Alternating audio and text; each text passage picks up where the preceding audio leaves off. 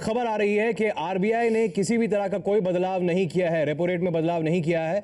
इस पे 1/4% के बदलाव की उम्मीद जताई जा रही थी। सीआरआर में भी आधे फीसदी की कटौती की उम्मीद कम से कम जताई जा रही थी, लेकिन रिजर्व बैंक की जो कर्ज नीति का ऐलान हुआ है, ब्याज दरों में कोई कटौती नहीं की गई है, यानी कि आपकी ईएमआई पर कोई असर नहीं पड़ने वाला, वो यथावत रहेंगी। उम्मीद ये की जा रही थी कि सीआरआर जो है वो कुछ बदलाव उसमें देखने को मिले, रेपो रेट में कोई बदलाव देखने को मिले, लेकिन कोई बदलाव इस मौद्रिक नीति में जो घोषणा की है आरबीआई ने उसमें देखने को मिल रहा है। नीलेश खरे एबीपी संवाददाता हमारे साथ जुड़े, उनसे बात करते हैं। नीलेश, कोई बदलाव नहीं आरबीआई की तरफ से, ना ही सीआरआर में और रेपो रेट में?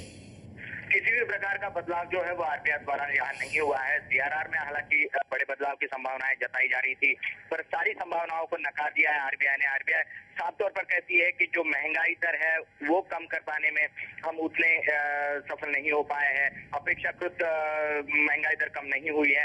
ऐसी स्थिति में जो भी ब्याज दरें हैं उन्हें कम किया नहीं जा सकता। इतना ही नहीं, ग्रीस और यूरोपीय संकट जो है उसे देखते हुए अंतर्राष्ट्रीय आर्थिक स्थिति पर उसका सीधे असर होने वाला है और इस स्थिति का भारतीय अर्थव्यवस्था पर भी असर जो है वो आने वाले दिनों में देखा जा सकता है। तो ऐसे में सीआरआर में भी किसी भी प्रकार का बदलाव जो है वो यहाँ पर आरबीआई द्वारा नहीं किया गया है।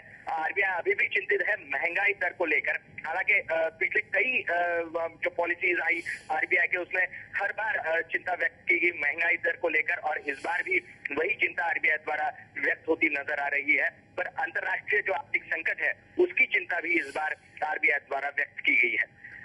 तो अंतर्राष्ट्रीय आर्थिक संकट को भी ध्यान में रखा गया है, लेकिन ये उम्मीद की जा रही थी कि जिस तरह से दबाव बन रहा है, महंगाई बढ़ रही है, लोगों के हाथ में और पैसा देने के लिहाज से कुछ कटौती, रेट कट्स जो हैं वो आरबीआई से देखने को मिलेंगे, लेकिन आरबीआई की तरफ से कोई रेट कट नहीं है।